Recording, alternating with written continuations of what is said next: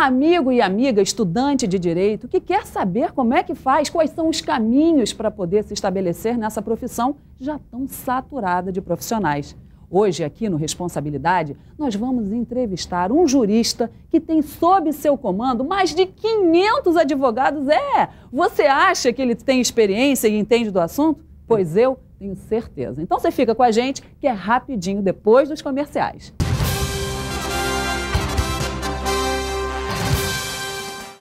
Antigamente, o mercado de trabalho aqui não existia muita gente desempregada. A gente deixava de ficar perto da nossa família para procurar uma oportunidade de emprego longe daqui. Era sofrido. O Guilherme e outros tantos trabalhadores sofreram no passado com a falta de oportunidades no Rio. Mas agora a realidade é outra. Está muito melhor, o governo está investindo na região, trazendo novas fábricas para cá, não vai faltar emprego para ninguém. Quem mora no interior hoje é uma pessoa realizada. A chegada de novas empresas, a ampliação do metrô, a construção do arco metropolitano são exemplos de projetos que estão gerando emprego e renda no estado todo. Essa obra aqui está abrindo porta de emprego para muitas pessoas, é um crescimento, né? Para mim está sendo muito importante. Consigo sustentar a minha família, é um portão aberto para todos. Fausto e Guilherme conheceram antes um Rio bem diferente. Hoje, a vida deles mudou. Promover o desenvolvimento faz parte do esforço do governo para a gente viver num estado melhor. E esse trabalho não terminou. O que é felicidade para você? É ganhar uma casa novinha para fazer aquele churrascão com os amigos. No Rio de Prêmios você pode ganhar uma casa no valor de R$100 mil. E tem mais, você pode ganhar R$400 mil e muitos outros prêmios e dinheiro. E ainda tem carro, reforma, viagem e muito mais. O Rio de Prêmios é só pro estado do Rio. Compre já o seu Rio de Prêmios. Aqui, a sorte está do seu lado. Faz a vida melhorar.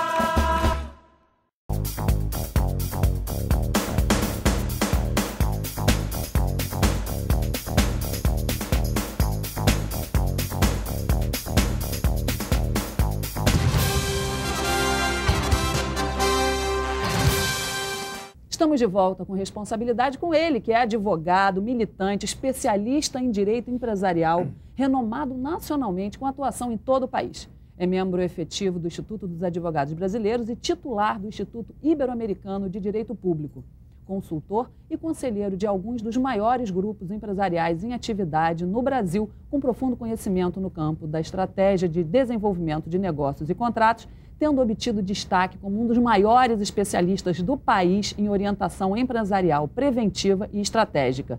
Sócio majoritário de um dos maiores escritórios de advocacia do nosso país, que leva seu nome e que é por ele dirigido, que conta com 487 advogados em 17 unidades próprias no Brasil, estabelecidas em atividade no Rio de Janeiro, São Paulo, Brasília, Vitória, Salvador, Recife, Teresina, Belém, Manaus, Cuiabá, Rio Branco, Porto Velho e ainda 5 unidades próprias em Minas Gerais, que são em Belo Horizonte, Uberlândia, Juiz de Fora, Varginha e Ipatinga. Pensou que acabou? Se enganou. Tem no exterior também, em Miami, Lisboa, Angola e Moçambique. O seu escritório, que tem 20 anos de existência, é detentor de uma gama diversificada de empresas clientes que variam em tamanho desde as maiores corporações do mundo, emergindo em companhias em processo de franco crescimento, que são órgãos governamentais, associações educacionais e culturais. É classificado pela Análise Setorial da Advocacia como o terceiro maior do país e o segundo mais admirado de natureza full service. Foi o único advogado brasileiro a ser condecorado com a Comenda do Mérito Cultural da Magistratura Brasileira, que é uma honraria máxima concedida pelo Instituto dos Magistrados do Brasil.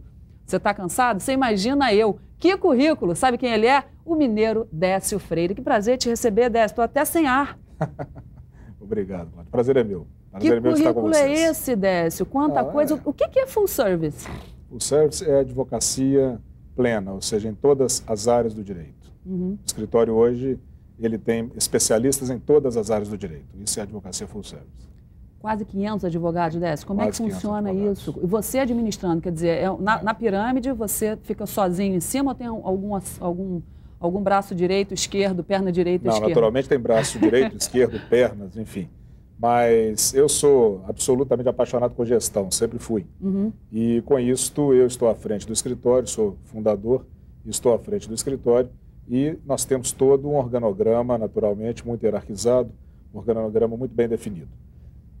E você é o titular dessa empresa toda? Eu sou sócio majoritário, sou o sócio-diretor do escritório. Naturalmente, eu tenho 5 outras diretorias regionais em meu escritório, 17 gerências, e aí vai todo um organograma empresarial que nós temos. É um escritório empresa. Qual é a sua área de maior concentração? Você tá dito no seu currículo que é direito empresarial, mas vocês focam principalmente nisso ou vocês têm outras áreas que são concomitantes? Não, na verdade, o escritório Décio Freire, ele tem hoje, como eu disse, especialista em absolutamente todas as áreas do direito empresarial.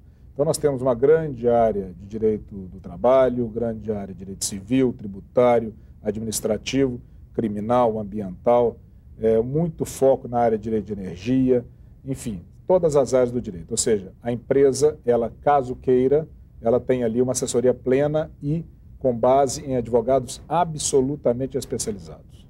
Então, isso significa dizer que uma pessoa que esteja nos assistindo agora, mas que está com problema de família, pode ir lá também? Tem também a área de família, sim. Vocês têm tudo, contratual, hidrelétrico? Tudo, absolutamente tudo. Porque vocês estão em vários países do mundo, né? Eu vi que muitos da lusofonia. Por que que tem essa...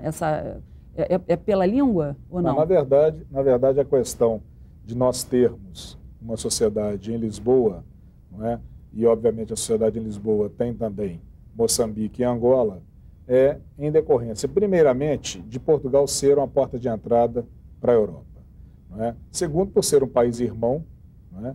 Onde existe uma sinergia natural, inclusive de língua. Terceiro, pelo momento atual mundial e o momento atual de Portugal, ou seja, existem ali muitas oportunidades de crescimento para empresas. E onde existe oportunidade de crescimento das empresas, para as empresas, elas até nos exigem a presença muitas vezes. Então, estamos em Portugal já há bastante tempo, acompanhando o desenvolvimento das empresas, sobretudo brasileiras, em Portugal e na Europa. Recentemente nós tivemos o mensalão, o julgamento do mensalão no STF. Sim. Como é que qual é a sua visão sobre isso? O que você está considerando nesse momento? O mensalão, o processo do mensalão, né, como é chamado, a ação penal 470, foi um marco, né, principalmente pela participação mais efetiva da opinião pública. Né? É um processo como outro qualquer. Entretanto, ele teve toda essa conotação devido à participação da imprensa, da opinião pública. Falaram muito agora, nesses últimos tempos, né, depois do julgamento definitivo, do proferimento, né, do último voto do ministro Celso de Mello, falaram muito a respeito do mensalão, do que seria o Supremo depois desse julgamento. Né? O que a opinião pública tem que entender é que todos, né, inclusive os magistrados, eles têm a visão deles, ou seja, de cidadão, mas eles têm que aplicar a legislação. Né? Eles têm a visão de juristas. No caso ali do mensalão, o meu entendimento, se você me perguntar qual é o meu entendimento, eu também compactuo da tese de que os embargos infringentes, nesse caso, eram cabíveis. Bom, primeiro, eu diria que uma das questões mais basilares do direito em relação, diz respeito ao quê? Que se diz em dúbio pro réu.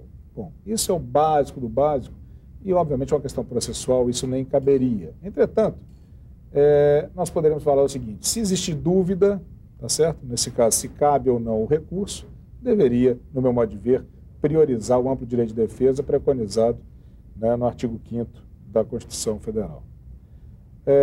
No caso específico, o que se pode dizer é o seguinte, qual foi a discussão final, e que as pessoas talvez passem ao largo da opinião pública naturalmente, né? A respeito de se cabe ou não cabe. Muita gente falou, vão rever todas as penas, isso é impunidade.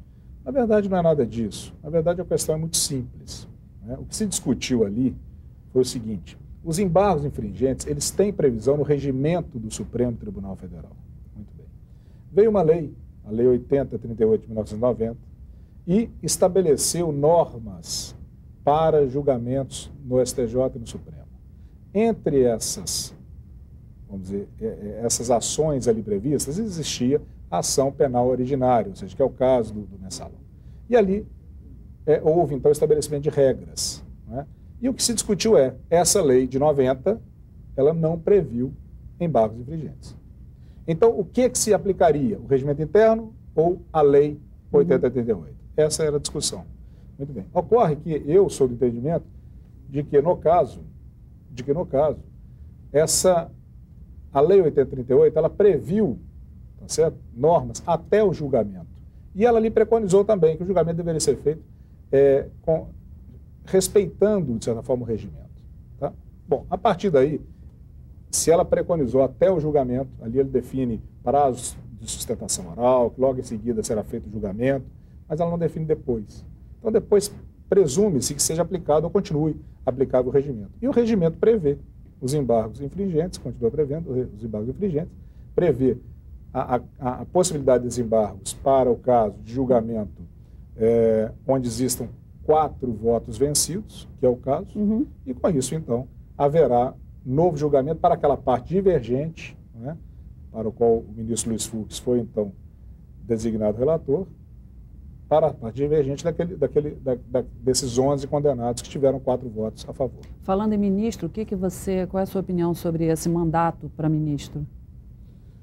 Olha, na verdade, isso tudo tem que ser revisto realmente. Não é? A partir do momento que nós temos toda uma forma de definição, ou seja, a lista tríplice, com a escolha em nível federal ao presidente da República, com a escolha em nível estadual ao governador, naturalmente que existe uma certa politização do cargo. Não é? Então, existem várias e várias teses de como se resolver isso. Por exemplo, indicação direta da OAB de determinadas vagas, indicação dos próprios tribunais de determinadas vagas, de determinado número de vagas. Mas eu acho, na verdade, que nós carecemos no país de uma reforma mais ampla, de uma reforma política ampla, tá certo? E não temas paliativos.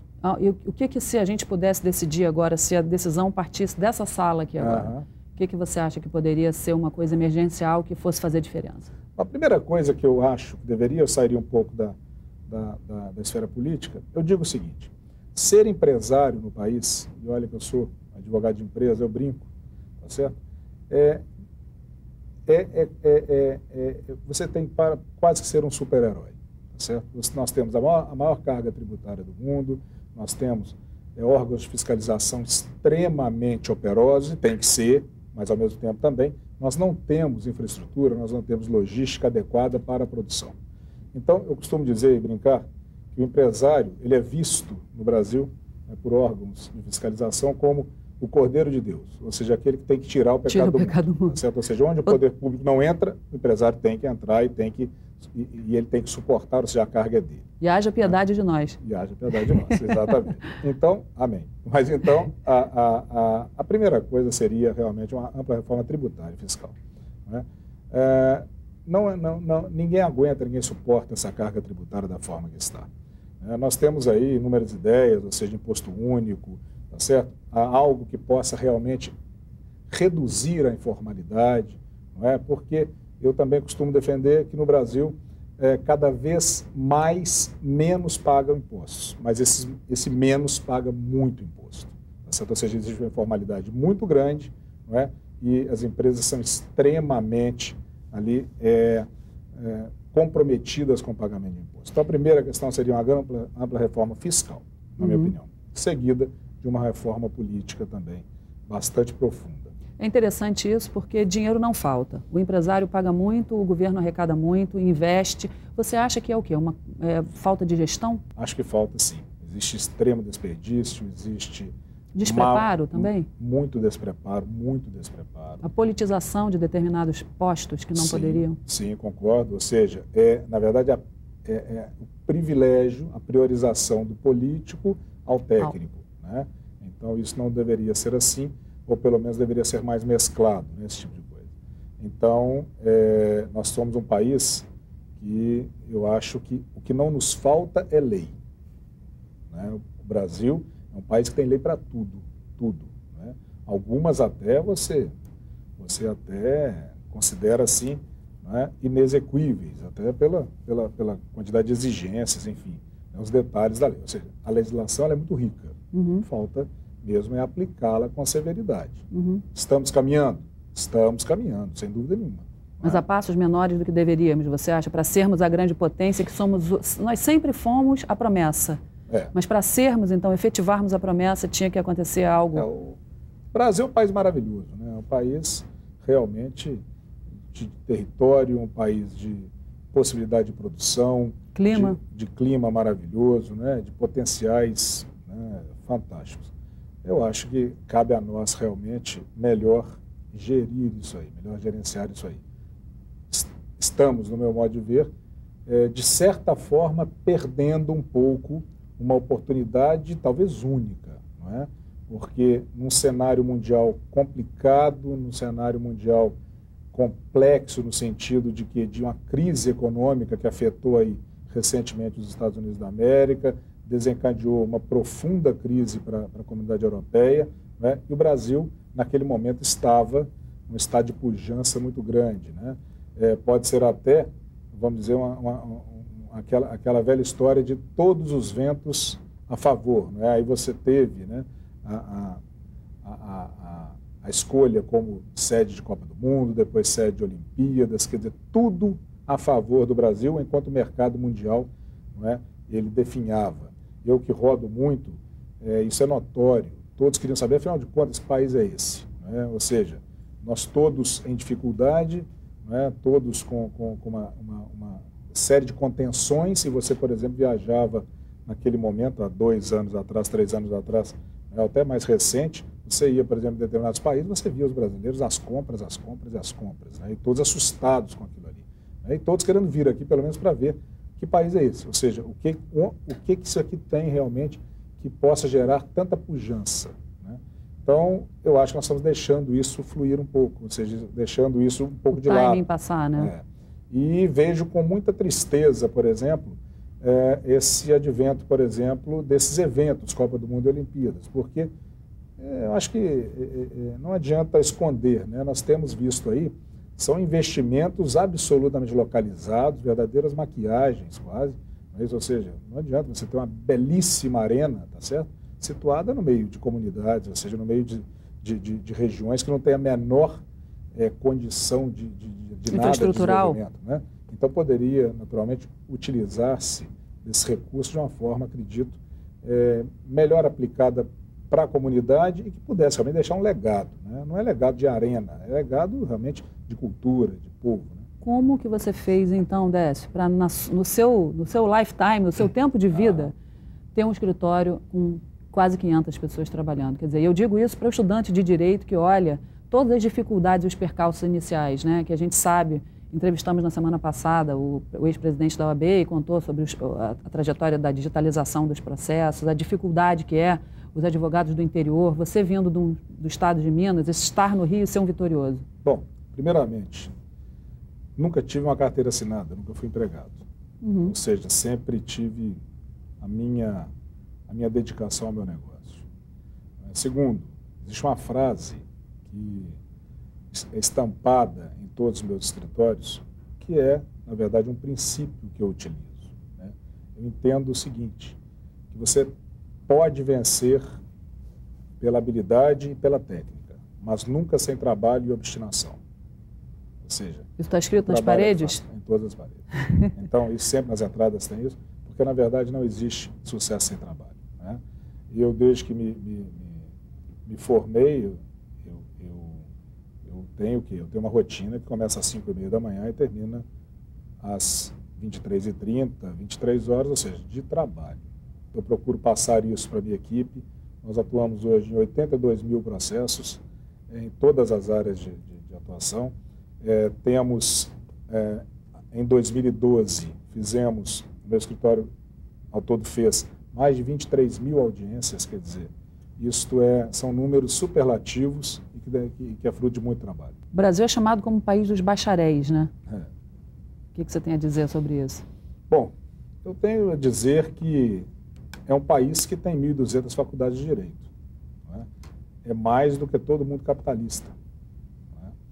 Então, é um país onde se formam, então, bacharéis em 1.200 faculdades a cada 6 meses. Não é isso? Eu sou um árduo defensor, então, naturalmente, do exame de ordem, ou seja, desse exame que visa permitir que o bacharel se torne advogado, né? vejo que isso deveria haver uma seriedade maior, e até acredito que já esteja havendo por parte do MEC, no sentido de melhor selecionar esses cursos jurídicos, né? Ou seja, melhor capacitar esses cursos jurídicos para permitir que os bacharéis saiam cada vez mais bem formados, né? É um mercado extremamente competitivo, é o mais competitivo do mundo. Você nunca quis fazer concurso? Nem, porque tem muito isso, né? A pessoa se forma bacharel, presta o exame da ordem e depois faz um concurso público. Para começar, aí existe um problema de personalidade. Eu não consigo ser imparcial. Ou seja, eu sempre tenho um lado. Então, concurso para mim, ou seja, ou o Ministério Público ou a magistratura, tá certo? Eu acho duas carreiras belíssimas, mas não tenho aptidão para isso. Vida, eu acho que é muito mais voltada realmente, meu perfil é do advogado nato. Quando nós marcamos de fazer o programa, eu pedi para que você trouxesse livros, publicações, tudo que você já fez. Você não quis mostrar, não quis trazer. Geralmente as pessoas querem mostrar. Qual é a razão disso? Você acha que não é necessário? Para começar, não é bem isso, não. Você mesmo me falava que ali nos bastidores sobre uma revista nossa agora, recente, né, dessa semana até. Eu achei desnecessário. Vocês publicam uma revista linda. Exatamente. Que eu já mostrei aqui em programas anteriores. Exatamente. Queria mostrar com o autor. Mas eu achei desnecessário pelo seguinte. Primeiro que o estatuto nosso da advocacia, ele veda a tal propaganda, né? Então, eu não acho que seria necessário trazer uma revista ou publicações. O fato é que nós fazemos muitas publicações, nós temos muitas publicações, os nossos advogados publicam rotineiramente, né, nas maiores editoras do país, são consultados diuturnamente por jornais, né, por jornais especializados, artigos especializados, mas eu estou aqui para dar uma palavra mais, confesso a você, não no juridiquês, não Isso. A respeito da advocacia, né, propriamente dito, mas falar um pouco para os seus convidados, para os seus telespectadores a respeito de linhas gerais, né? De como faz. E de como faz. É muito interessante ver esse seu posicionamento, porque normalmente as pessoas mostram, quer dizer, um estilo low profile e que depois dá tão certo. Né? É essa dicotomia que me chama a atenção, porque aparentemente uma pessoa que tem esse exército de funcionários, né, a gente tem a sensação de que publiciza mais. Não é assim. Então o espectador que gostou e que se sente seguro vai entrar no Google, vai digitar o seu nome e vai chegar no seu site. É assim que funciona, né? Quer dizer, é uma publicidade muito mais pela força como você disse, do trabalho e da capilarização do conhecimento, do resultado, do que de você efetivamente querer estar na mídia, nós né? Apoiamos muitos eventos, tá certo? Por exemplo? Então, os eventos são divulgados, isso não há como. Não é Mas na área do direito? Na área do direito, né? E na área social também. Eu acho que cada um tem uma responsabilidade social. Isso vem muito a ver aqui com o seu programa. Então, por exemplo, nós temos alguns programas dentro do escritório, alguns projetos dentro do escritório que têm objetivos específicos. Por exemplo, integração de advogados, integração de corpo técnico nosso. Nós temos aqui uma equipe chamada Direito de Passagem. O que quer dizer isso? É uma equipe de corrida, tá certo? Nós temos no direito a figura, o Instituto do Direito de Passagem, e nós temos uma equipe de corrida chamada Direito de Passagem, que participa de maratonas, meia maratonas no Brasil inteiro, né? Participava de provas de rally, enfim, para a integração de advogados. Nós temos uma campanha que é a campanha que realmente eu chamaria a menina dos meus olhos, chama Direito de Brincar. Direito de Brincar é uma campanha social que nós promovemos já há alguns anos, arrecadando brinquedos para o Natal, né? Ou seja, para permitir que crianças carentes tenham um Natal melhor. No Rio de Janeiro, ela é coordenada pela Osana Pereira, minha assistente, né, minha assessora especial no Rio, e, só para você ter uma ideia, em 2012, nós conseguimos reunir mais de 14 mil brinquedos. Nossa, deixa eu mandar um beijo para a Osana. 14 mil crianças. Um beijo, querida, competente e linda ainda por cima. Obrigado. E que são doados para a vara de infância e juventude, são doadas para creches selecionadas, certo? Então, nós temos todo um programa social também. E qual foi o motivo de vocês terem essa área? Quer dizer, uma vez o escritório sendo um sucesso, vocês sentiram a necessidade de poder participar socialmente? Porque nem todo escritório de advocacia tem essa vertente, né? Isso é uma qualidade que distingue. Eu não diria até do escritório em si. Aí eu acho que é mais um apelo cristão de nós que somos realmente muito ligados temos a nossa religiosidade, não é? Então sempre procuramos fazer esse tipo de coisa. Obviamente que quanto mais o escritório foi crescendo, não é? O grupo foi crescendo, foi se fortalecendo, eu acho que nós temos condição de fazer mais, né? Então hoje a visibilidade é maior, né? O projeto é maior, a arrecadação é muito maior, exatamente pelo tamanho do escritório. E a Osana também, ela tem uma participação, ela conhece muitas pessoas, é uma pessoa com uma inserção social grande, eu acho que também deve contribuir bastante, né? Bastante. Pela parte dela. Bastante. Primeira pergunta que você me fez é se tinha braço direito e esquerdo. A Osana é braço direito. Ela é o braço direito? Puxa vida, de novo. Ela é braço direito. Ela conhece todo mundo, uma pessoa linda. Muita gente que nos assiste é amiga da Osana, tem um Facebook que dá para... É o coração de mãe, onde cabe todo mundo.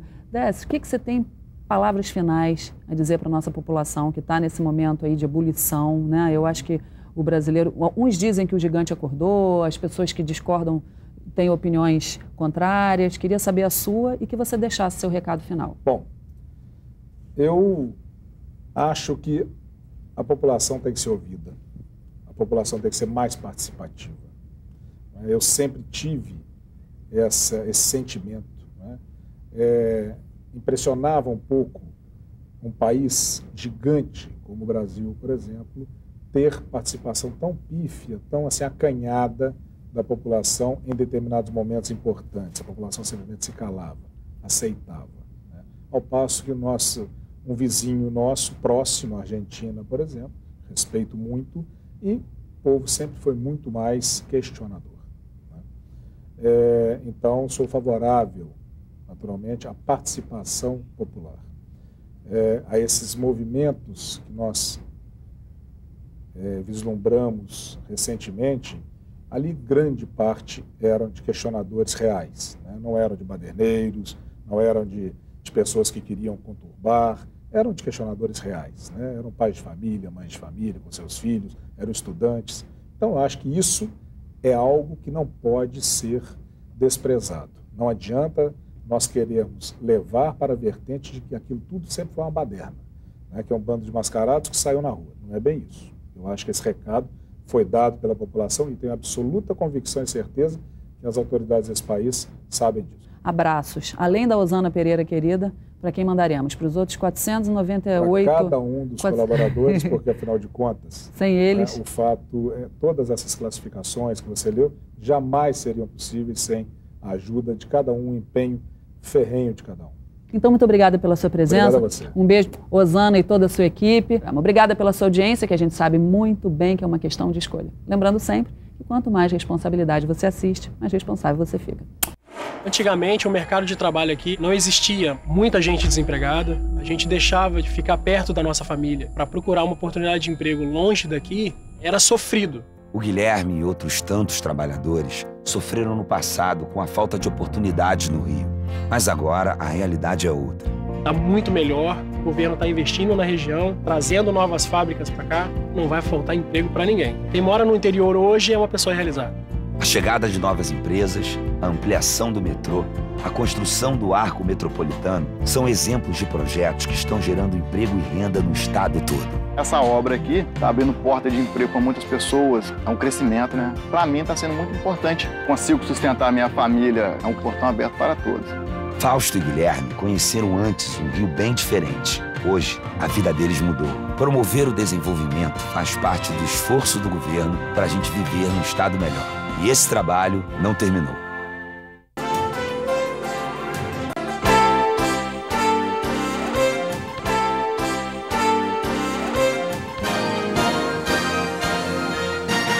Rádio Fluminense 540 AM, uma emissora do Grupo Fluminense de Comunicação.